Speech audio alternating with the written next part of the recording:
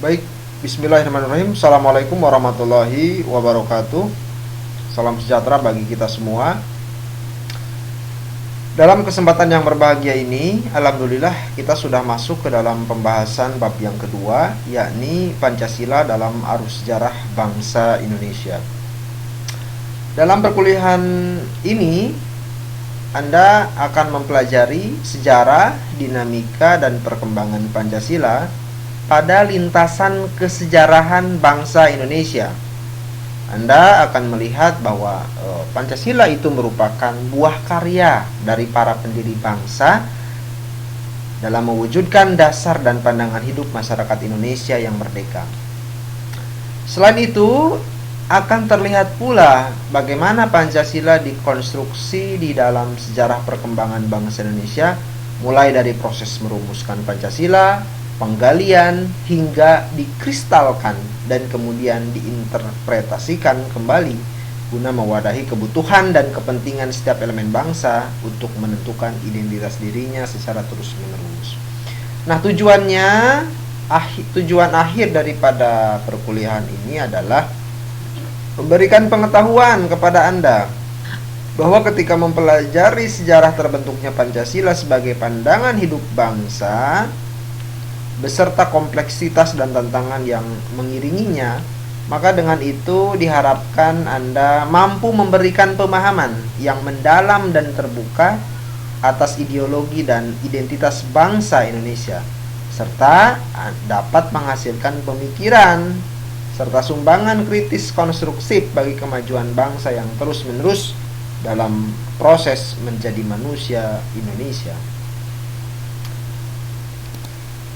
Nah, pada bab ini akan disampaikan outline yang pertama pengantar daripada bab ini, yang kedua nilai Pancasila dalam sejarah bangsa Indonesia, yang ketiga zaman penjajahan, yang keempat kebangkitan nasional, yang kelima zaman penjajahan Jepang, serta proklamasi kemerdekaan Republik Indonesia. Baik. Nah, suatu bangsa dalam mewujudkan cita-cita kehidupannya dalam suatu negara modern secara objektif itu memiliki karakteristik sendiri-sendiri dan melalui suatu proses serta perkembangan sesuai dengan latar belakang sejarah, realitas sosial, budaya, etnis, kehidupan keagamaan, dan konstelasi geografis yang dimiliki oleh bangsa tersebut.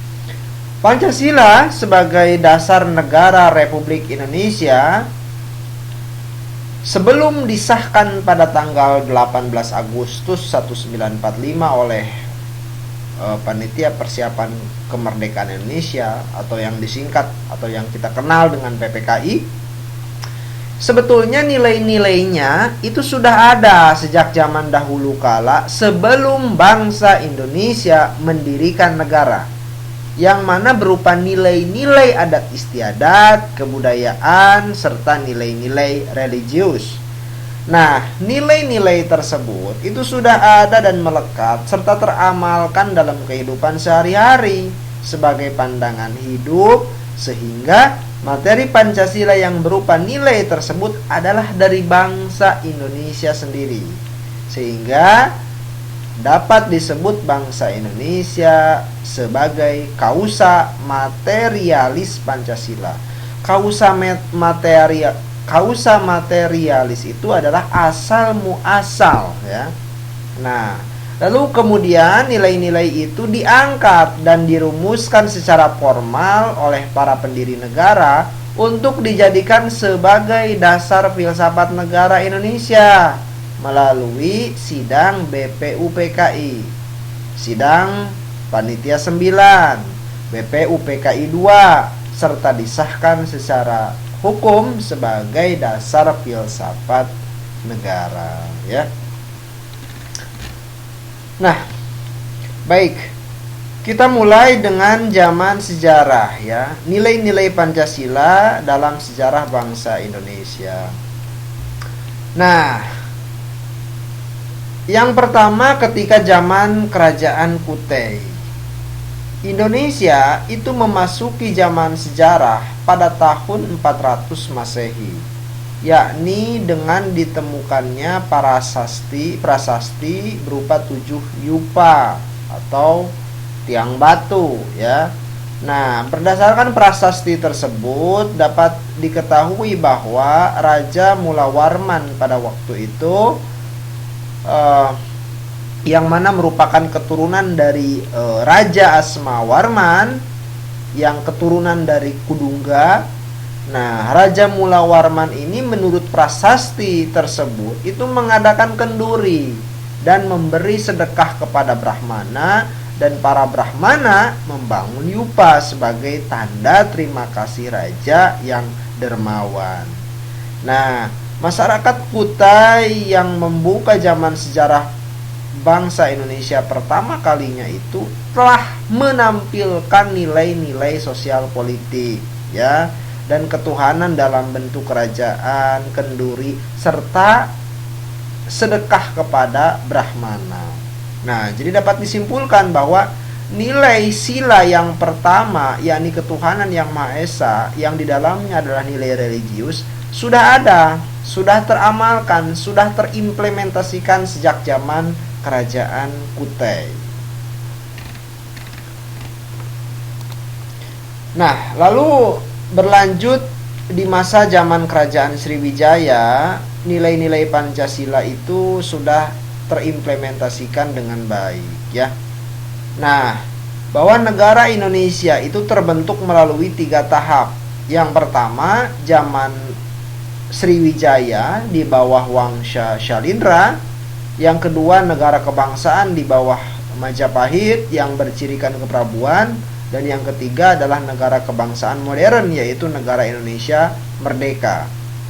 Nah, jadi pada waktu itu, yakni abad ke-7, muncullah kerajaan di Sumatera, yaitu kerajaan Sriwijaya di bawah Wangsa Shalindra.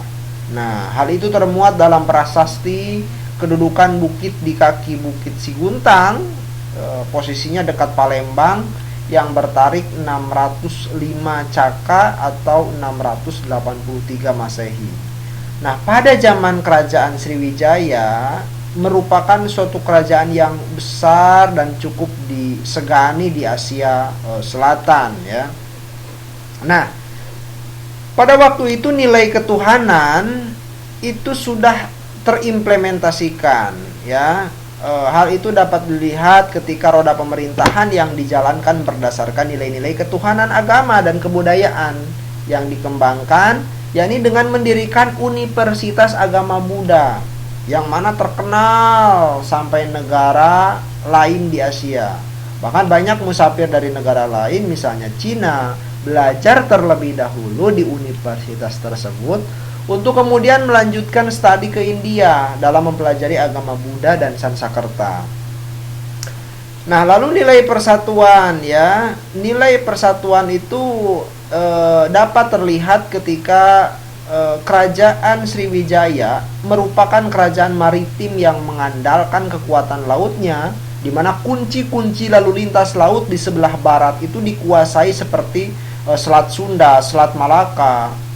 Perdagangan pada waktu itu dilakukan dengan mempersatukan dengan pedagang dan pengrajin serta pegawai raja, yang mana disebut Tuhaan Fatakfurah ya, sebagai pengawas dan pengumpul semacam koperasi pada waktu itu, sehingga rakyat mudah memasarkan barang dagangannya.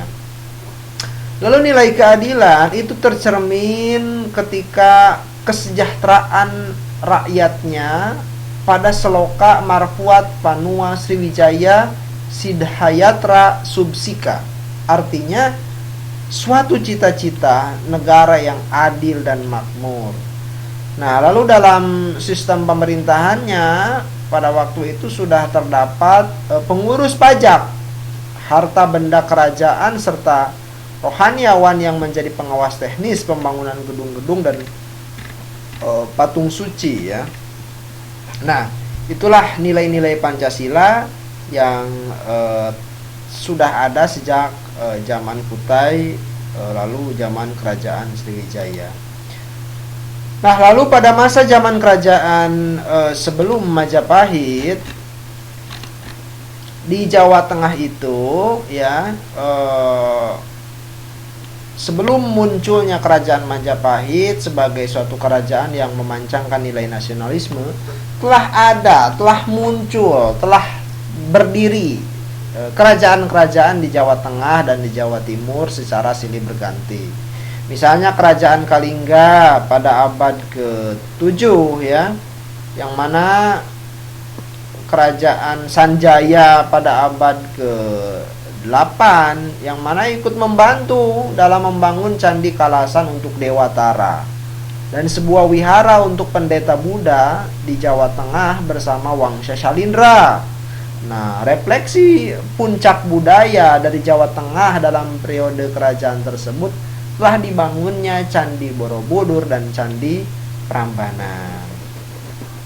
Nah, lalu di Jawa Timur itu muncullah kerajaan Isana dan Darwa Mangsa, yakni abad ke-9 dan abad ke-10 ya. Lalu kerajaan Erlangga pada abad ke-11 ya, di mana pada masa itu nilai religius ya dapat terlihat ketika Raja Erlangga membuat bangunan keagamaan dan asrama.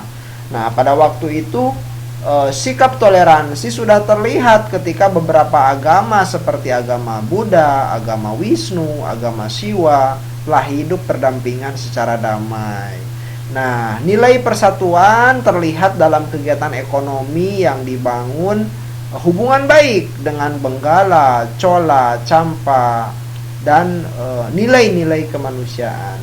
Nah, dengan demikian pula Erlangga mengalami pengembangan penggelembengan ya, penggemblengan lahir dan batin ya. Pada waktu itu Raja Erlangga di hutan. Ini pada tahun 1019. Nah, rakyat dan Brahmana waktu itu bermusyawarah dan memutuskan untuk memohon kepada Erlangga untuk bersedia menjadi raja dan meneruskan tradisi istana. Nah, hal ini sebagai bentuk sila keempat ya, yakni kerakyatan yang dipimpin oleh hikmah kebijaksanaan dalam permusyawaratan perwakilan. Ya, ada nilai musyawarah di situ. Ternyata sudah terimplementasi sejak zaman-zaman kerajaan sebelum Majapahit. Nah, dengan demikian pula menurut prasasti Klagen pada tahun 1037, Raja Erlangga ini memerintahkan untuk membuat tanggul dan waduk. Untuk apa? Untuk kesejahteraan pertanian rakyat, yang mana ini merupakan cerminan dari sila kelima ya, keadilan sosial bagi seluruh rakyat Indonesia. Nah, itulah nilai-nilai Pancasila yang sudah terimplementasikan dengan baik pada zaman kerajaan sebelum Majapahit. Nah, lalu pada zaman kerajaan Majapahit,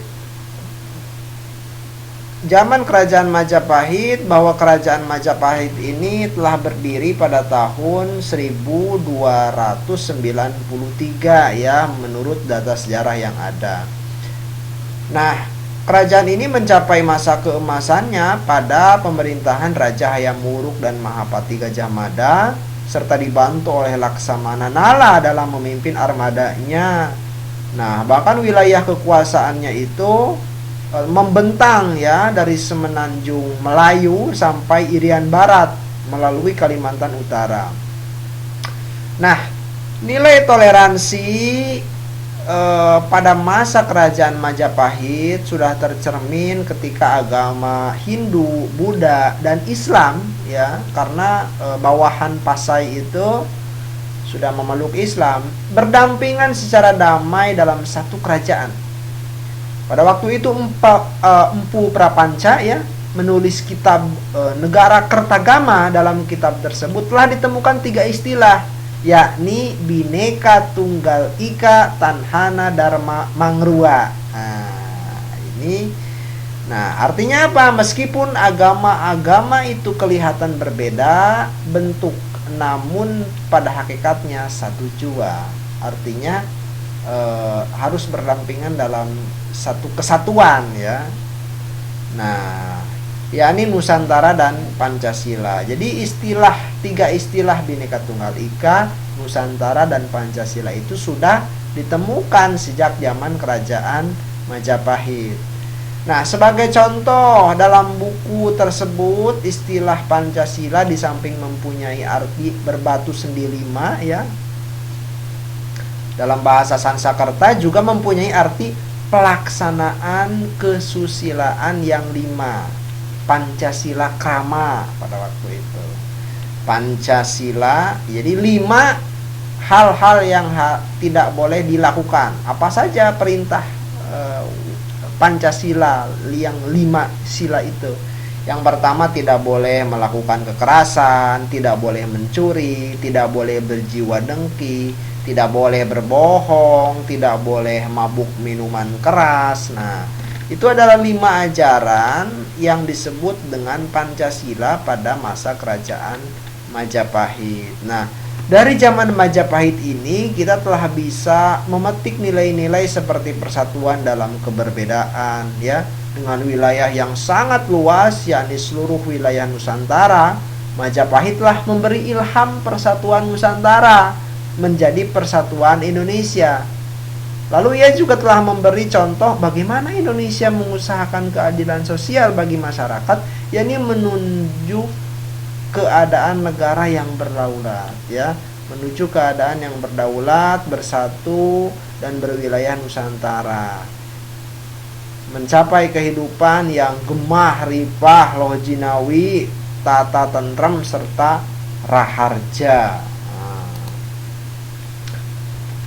Baik, lalu masuk ke dalam zaman penjajahan. Nah, setelah Kerajaan Majapahit runtuh pada permulaan abad ke berapa ya, ke 17, ya, maka berkembanglah agama Islam dengan pesatnya di Indonesia. Nah, bersamaan dengan itu berkembanglah pula kerajaan-kerajaan Islam seperti Kerajaan Demak, dan berdatangan pula orang Eropa ke Nusantara. Mereka misalnya orang Portugis, Spanyol, ya, yang mana ingin mencari rempah-rempah. Nah, bangsa asing yang masuk ke Indonesia itu sebetulnya kan awalnya itu berdagang, adalah orang-orang Portugis. Namun lama-kelamaan ternyata mereka menunjukkan peranannya dalam bidang perdagangan yang mengikat, yang mana menjadi praktik penjajahan. Misalnya, Malaka sejak tahun 1511 telah dikuasai oleh Portugis, ya. Dan pula negara lain mulai berdatangan untuk melakukan penjajahan, bangsa Spanyol, Portugis, Inggris, Belanda, Prancis, ya, lalu nanti di akhir ada Jepang, ya. Nah, praktik penjajahan itu mulai kelihatan dengan paksaan sehingga timbullah perlawanan rakyat Indonesia terhadap penjajahan, yakni diantaranya adalah perlawanan rakyat Makassar di bawah Sultan Hasanuddin, perlawanan Banten di bawah Sultan Ageng Tirtayasa, ya, pada tahun 1684, perlawanan Turnojoyo di Jawa Timur pada tahun 1711, perlawanan Patimura di Maluku tahun 1817, perlawanan Bahrudin di Palembang, ya, perlawanan Imam Bonjol di Minangkabau, perlawanan Pangeran Diponegoro di Jawa Tengah, perang Aceh, ya, yang dipimpin oleh Jelentik, Polim, Teku Ciktiro dan Teku Umar, perang Lombok, Anak Agung Made, ya, tahun 1894 sampai 1895, dan Sising Maraja di Tanah Batak. Lalu juga ada perlawanan yang dipimpin oleh Kiai Haji Jenar Mustafa di Tasikmalaya, ya. Nah, agama Islam yang dipeluk oleh kerajaan-kerajaan ternyata telah menjadi bibit persemaian persatuan Indonesia di Nusantara ini, yang mana juga menjadi daya dorong perlawanan yang gigih dari bangsa Indonesia untuk melawan penjajah Portugis, Inggris ya, Spanyol dan Belanda ya. Oke. Nah, lalu masuk ke dalam kebangkitan nasional ya. Bertahun-tahun kita dijajah, ratusan tahun kita dijajah, akhirnya membuat adanya kesadaran akan persatuan dan kesatuan untuk memerdekakan bangsa Indonesia. Nah, sejak kolonialisme mengajarkan kuasanya di bumi Nusantara, khususnya pada masa VOC dan pemerintahan Hindia Belanda, jadi bangsa Indonesia mulai sedikit demi sedikit menyemai kesadaran nasionalismenya, yakni bersatu secara bersama-sama untuk mengusir penjajah yang menguasai mereka berabad-abad lamanya. Nah, pada masa kerajaan-kerajaan yang masih berkuasa, penjajah Belanda berusaha menggerogoti otoritas kekuasaan politik, dominasi ekonomi maupun teritori wilayah politiknya. Sehingga sangat wajar jika perlawanan kerajaan-kerajaan ini terhadap kolonialisme itu bersifat parsial, yakni untuk mempertahankan dan mengembalikan dominasi kontrol kekuasaan sesuai wilayahnya masing-masing. Nah, perlawanan raja-raja maupun pejuang lokal ini bersifat parsial dan terpecah-pecah berdasarkan wilayah mereka masing-masing gitu. Nah, jadi belum ada persatuan secara nasional dalam melawan penjajah. Namun begitu, sejak VOC dan pemerintahan Hindia Belanda mulai melakukan kebijakan-kebijakan mengurangi perlawanan pemerintah Belanda secara frontal, maka Belanda mulai memikirkan bagaimana kebijakan-kebijakan untuk meningkatkan taraf kehidupan ekonomi, budaya, pendidikan melalui pendirian sekolah-sekolah, kebijakan politik, dan pembentukan Dewan Rakyat atau yang disebut dengan istilah Volksraad ya. Namun memang semangat yang menjinakkan bangsa Indonesia terjajah ini justru nanti akan menjadi senjata ampuh untuk penyebaran gagasan anti imperialisme, anti penjajahan, nasionalisme, persatuan, dan gelora mengusir tuannya sendiri atau penjajah Belanda. Nah, persemian ide-ide modern inilah yang dimanfaatkan baik oleh para pendiri bangsa untuk menciptakan sebuah negara baru bernama Indonesia. Nah, pemuda-pemuda paling terpelajar bangsa Indonesia yang bersekolah di Belanda telah menyemai semangat nasionalisme, cinta tanah air mereka dengan membentuk organisasi pelopor kemerdekaan ya. Nah, mereka memberanikan diri untuk secara tegas mencita-citakan Indonesia merdeka. Jadi tujuan kemerdekaan politik haruslah didasarkan pada 4 prinsip, yakni persatuan nasional, solidaritas, non-kooperasi, dan kemandirian ya, self-help ya. Nah, hal ini datang dari latar suku, bahasa, daerah-daerah yang berbeda, telah berani untuk bertekad bulat bersama untuk cita-cita Indonesia merdeka dengan mengenyampingkan semangat kedaerahan mereka.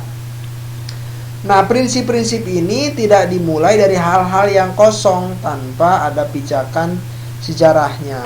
Misalnya tahun 1908 telah berdiri organisasi Budi Utomo ya. Nah, ini didirikan pada tanggal 20 Mei 1908 yang mana merupakan pelopor penggerakan nasional. Jadi cikal bakal kemerdekaan itu adalah organisasi Budi Utomo ya. Nah, sehingga setelah itulah muncul organisasi penggerak lainnya seperti Sarekat Dagang Islam, yakni tahun 1909 yang mana dipelopori ya oleh Hos Sokro Aminoto.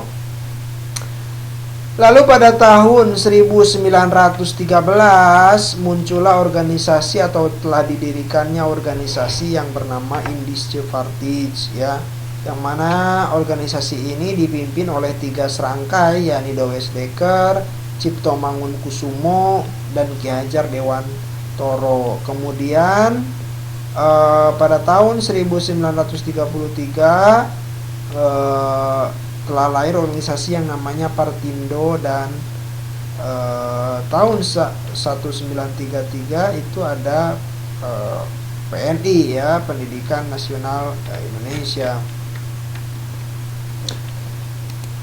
Nah, lalu bagaimana zaman penjajahan Jepang serta proklamasi kemerdekaan? Baik. Setelah Nederland diserbu oleh tentara Nazi Jerman pada tanggal 5 Mei 1940 dan jatuh pada tanggal 10 Mei 1940. Pada waktu itu Ratu Wilhelmina dengan segenap aparat pemerintahannya mengungsi ke Inggris.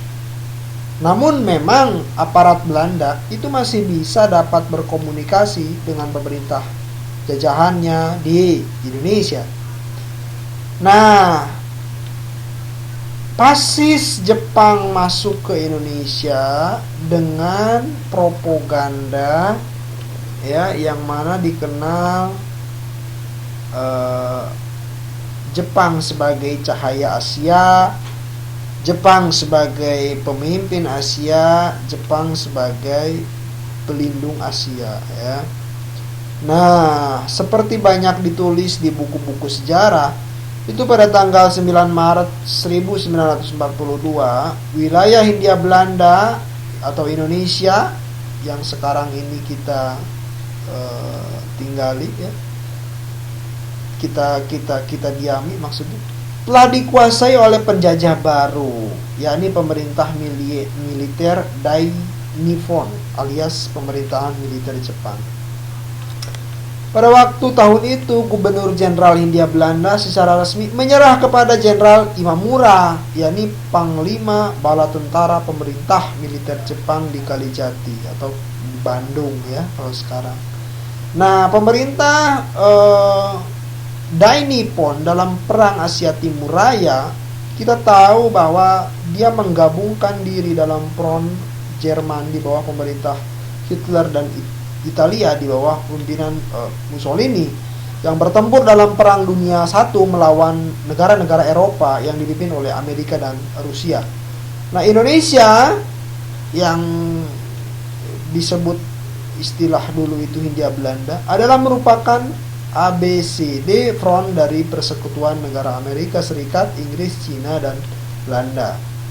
Nah, pada waktu itu Jepang sebagai pihak yang berseberangan itu menyerbu dan menyerang dan berusaha menguasai Indochina, Muang Thai, Filipina, dan Indonesia.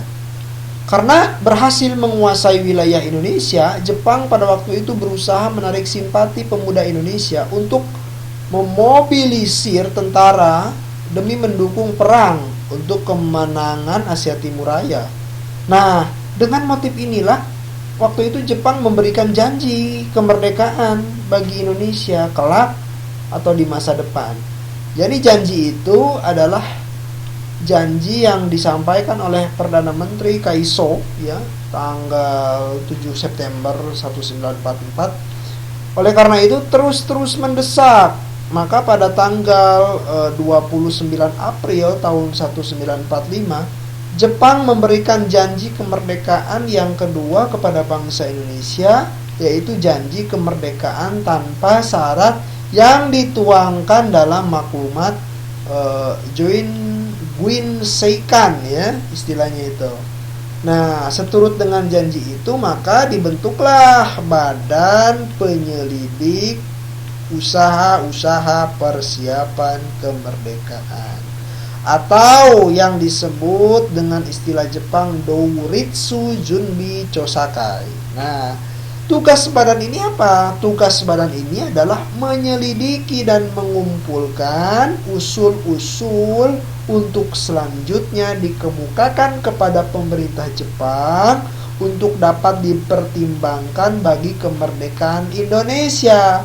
Setelah itu akan dibentuk panitia persiapan kemerdekaan Indonesia yang dikenal dengan PPKI. Baik, nah anggota BPUPKI pada waktu itu awalnya berjumlah 63 orang, namun kemudian bertambah menjadi 69 orang ya. Jepang dengan sengaja membagi anggota badan ini dari 5 golongan perwakilan, yakni golongan pergerakan, golongan Islam, golongan birokrat ya atau kepala jawatan, wakil kerajaan, pangeran praja, bupati di dalamnya, wali kota, presiden dan wakil presiden, dan golongan peranakan ya. Nah,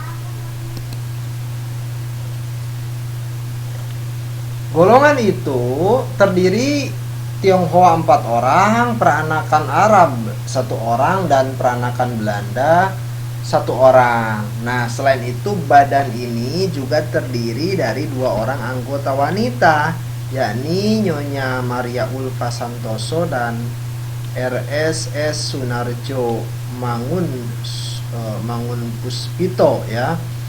Nah, serta 6 orang perwakilan orang Jepang. Nah, kehadiran 2 perempuan ini menandakan bahwa tidak tepatlah mereka itu disebut sebagai founding father, bapak negara, karena yang memerdekakan itu tidak hanya bapak negara, tapi ada ibu 2 wanita yang ikut memerdekakan bangsa Indonesia.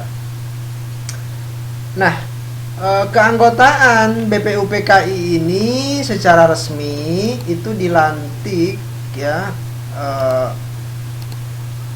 dilantik pada tanggal 28 Mei 1945 dengan ketuanya adalah KT Rajiman Widya Ningrat ya, dan 2 orang wakil ketua yakni Suroso dan Istibangase, dia dari Jepang ya.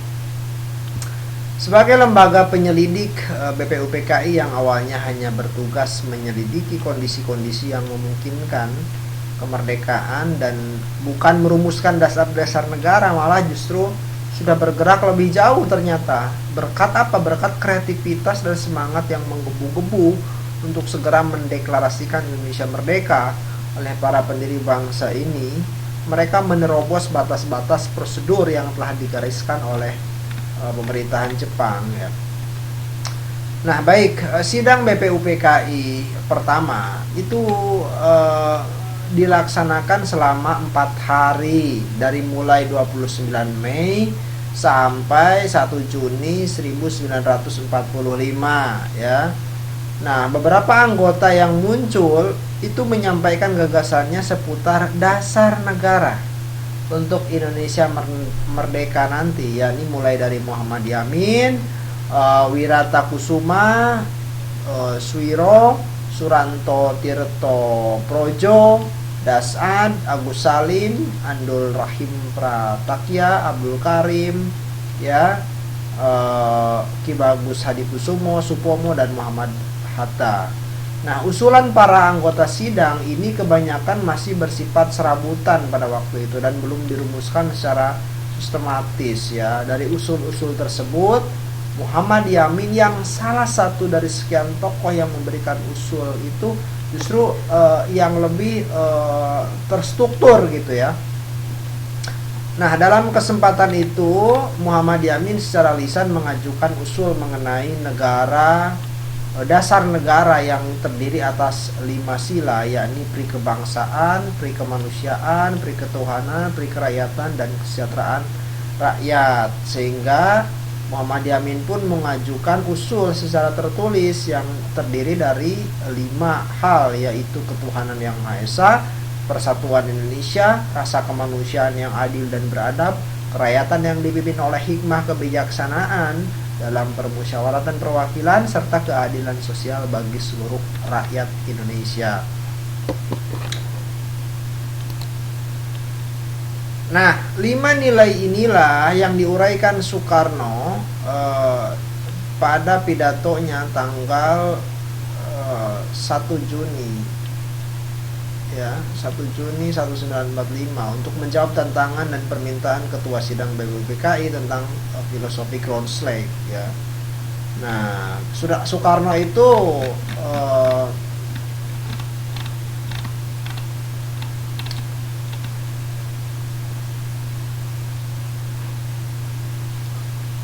Soekarno pun menyampaikan pidatonya yakni kebangsaan Indonesia ya. Sebelum Soekarno kan ada Supomo ya, beliau menyampaikan persatuan, kekeluargaan, keseimbangan lahir batin, musyawarah dan keadilan sosial.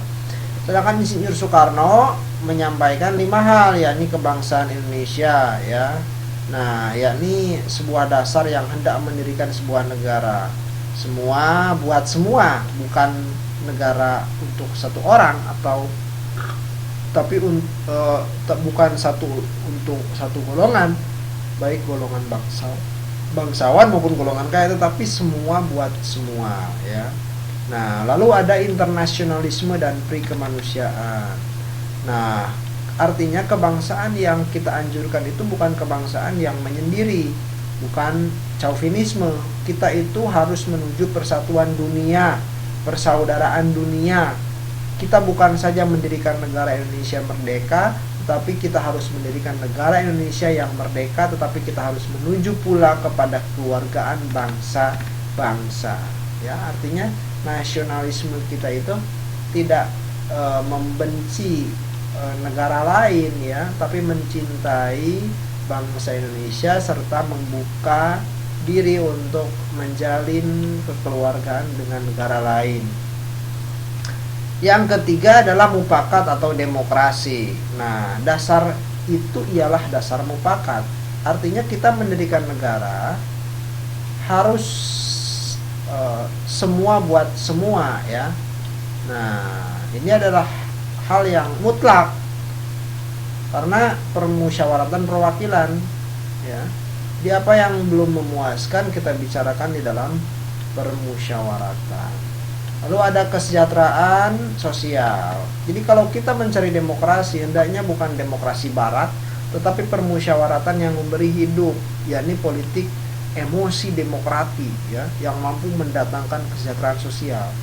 Maka jikalau kita memang betul-betul mengerti, mengingat, mencintai rakyat Indonesia, marilah kita terima prinsip hal sosial Rijksvaardigheid ya, istilah Belanda tuh, yaitu bukan saja persamaan politik saudara-saudara, tetapi di atas lapangan ekonomi kita harus mengadakan persamaan. Artinya kesejahteraan bersama yang sebaik-baiknya. Lalu yang terakhir adalah nilai ketuhanan yang berkebudayaan. Nah, ini sempat ramai kemarin ya. Jadi ketuhanan yang berkebudayaan yang disampaikan oleh Soekarno itu mempunyai makna bahwa menyusun Indonesia merdeka dengan bertakwa kepada Tuhan yang Maha Esa. Nah, yakni prinsip ketuhanan. Jadi bukan saja bangsa Indonesia harus bertuhan, tetapi masing-masing orang Indonesia hendaknya bertuhan Tuhannya sendiri. Hendaknya Indonesia ya adalah negara tiap-tiap orangnya dapat menyembah Tuhannya dengan cara yang leluasa. Jadi segenap rakyat ya hendaknya bertuhan secara kebudayaan. Apa tuh artinya? Yakni dengan tidak ada egoisme agama. Jadi bahwa prinsip kelima dari negara kita itu ialah ketuhanan yang berkebudayaan. Artinya ketuhanan yang berbudi pekerti yang luhur, ketuhanan yang saling menghormati satu sama lain. Jadi selain kita harus meyakini adanya Tuhan sebagai causa prima, asal muasal alam semesta, kita harus memupuk toleransi, saling memahami perbedaan yang ada. Itulah yang dimaksud dengan ketuhanan yang berkebudayaan yang disampaikan oleh Soekarno. Maka untuk mempertimbangkan usul tersebut pada akhir sidang pertama BPUPKI pada tanggal 1 Juni 1945, para anggota BPUPKI akhirnya bersepakat untuk membentuk sebuah panitia kecil ya, yang mana tugasnya adalah menampung usul-usul yang masuk dan memeriksanya serta melaporkan kepada sidang pleno BPUPKI.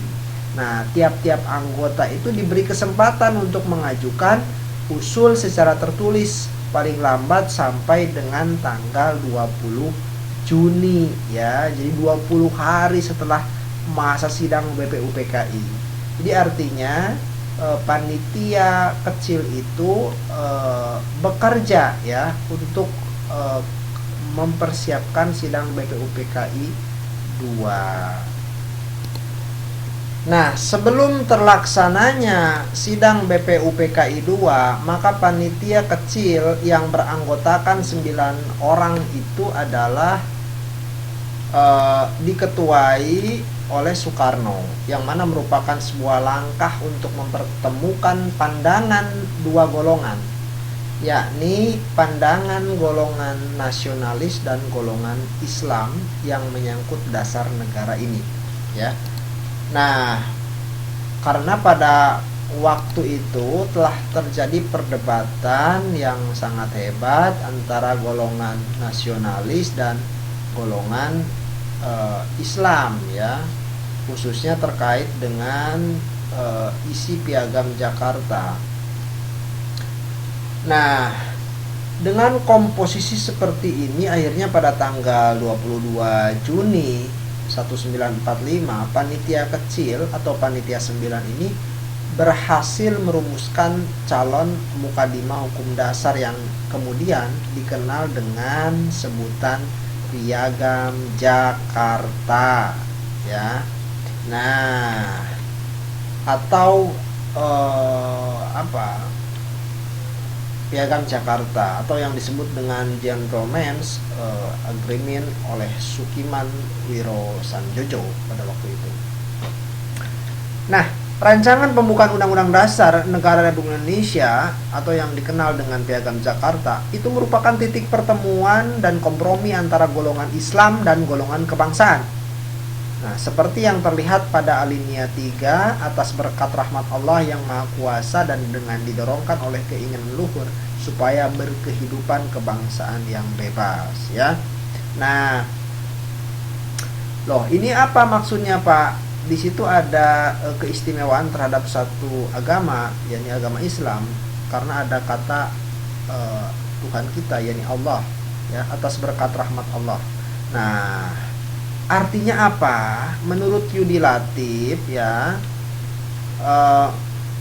kalimat itu mencerminkan pandangan golongan kebangsaan yang menekankan pada kebangsaan yang bebas dan golongan Islam yang menekankan pada perjuangan atas rahmat Allah. Nah, atas berkat rahmat Allah yang Maha Kuasa itu bermakna bahwa konstitusi Indonesia itu berlindung kepada Allah.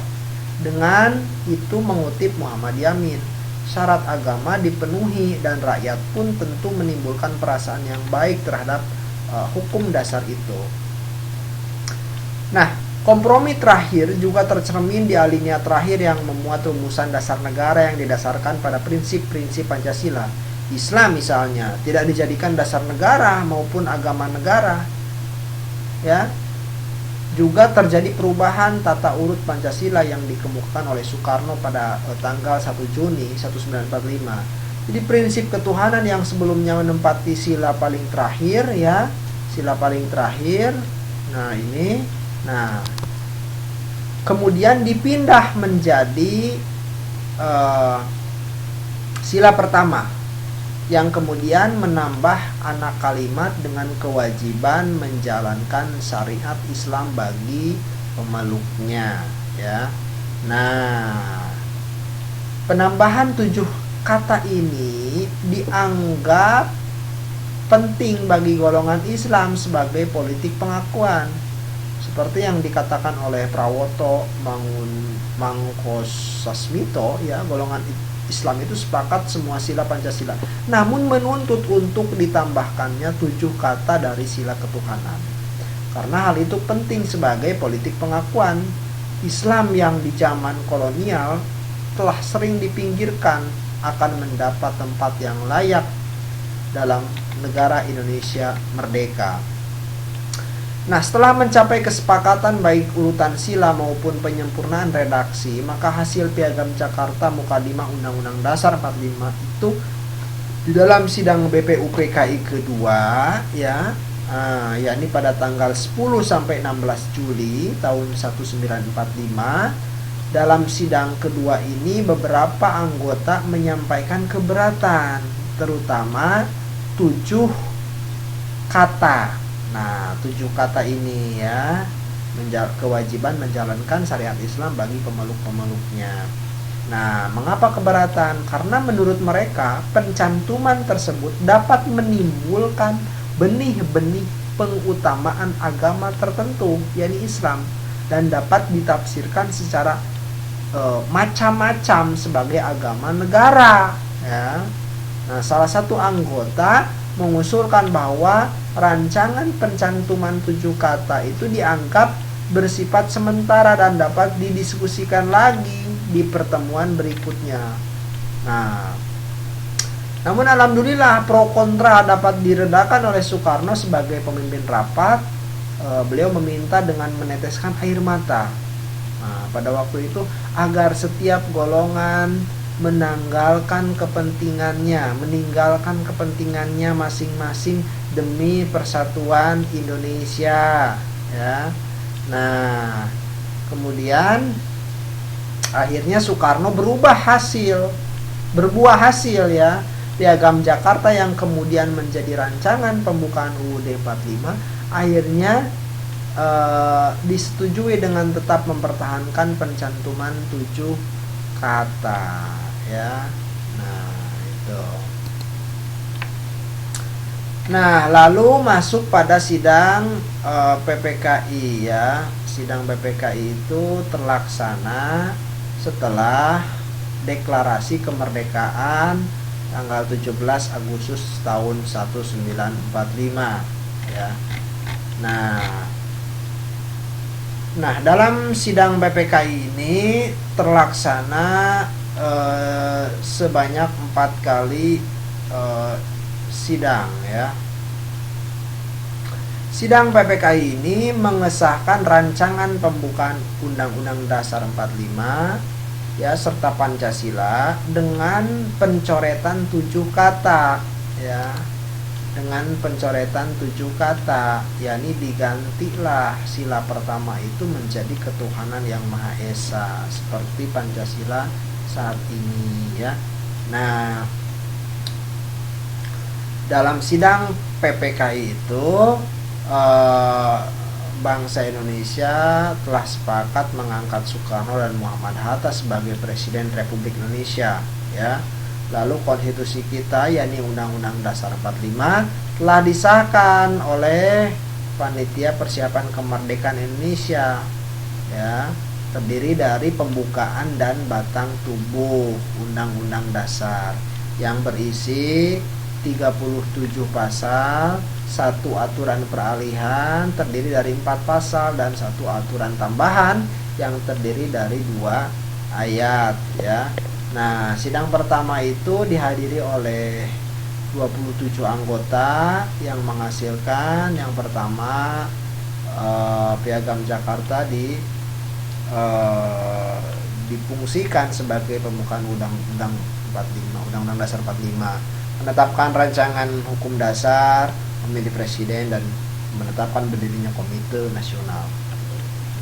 Sidang kedua telah disepakati tentang daerah provinsi dan pembagian wilayah, di mana wilayah yang telah disepakati Jawa Barat, Jawa Tengah, Jawa Timur, Sumatera, Borneo, Sulawesi, Maluku, dan Sunda Kecil.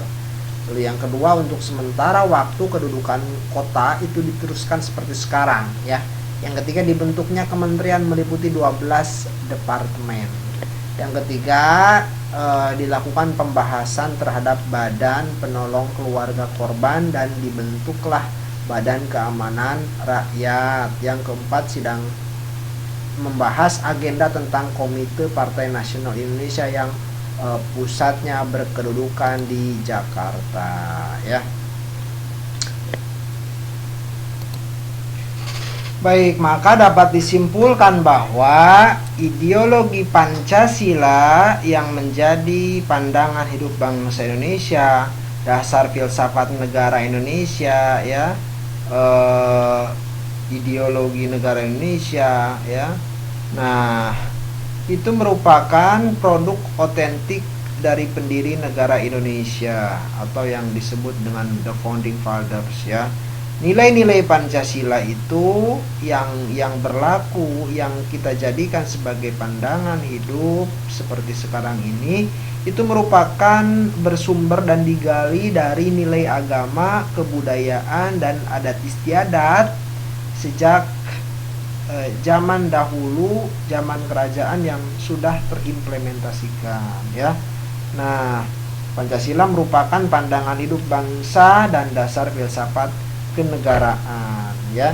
Nah, itulah istimewanya ideologi Pancasila. Karena ideologi Pancasila itu berbeda dengan ideologi-ideologi barat, ya. Misalnya liberalisme yang dilahirkan oleh beberapa tokoh, misalnya John Dewey, Frederick Naumann, Leonard Trelawney, ya. Lalu ada ideologi kapitalisme yang dilahirkan oleh Adam Smith, John Locke, ya. Ideologi sosialisme yang dilahirkan oleh Charles Fourier, Louis Blanc, Robert Owen, dan Saint-Simon, ya. Nah, lalu komunisme yang berlaku di Rusia, Cina, Korea Utara, ya, Vietnam, Kuba, Laos, yang mana dilahirkan dari tokoh komunis, yakni Karl Marx, Friedrich Engels, Vladimir Putin, Lenin, ya. Nah, lalu misalnya ada ideologi fasisme yang dilahirkan oleh pemikiran Benito Mussolini, Adolf Hitler, ya, tokoh dari Italia dan Jerman, ya. Lalu Joan Ferran dari Spanyol, ya. Nah, namun Pancasila itu merupakan produk otentik, ya. Jadi para founding father kita itu kedudukannya menggali, ya. Jadi Pancasila nilai-nilainya itu digali dari bangsa Indonesia sendiri, karena bangsa Indonesia disebut sebagai kausa materialis, asal muasal nilai Pancasila, ya. Nah, itulah Pancasila dalam perjalanan sejarah bangsa Indonesia. Itu yang bisa saya sampaikan dalam kesempatan yang berbahagia ini. Terima kasih atas perhatiannya. Assalamualaikum warahmatullahi wabarakatuh.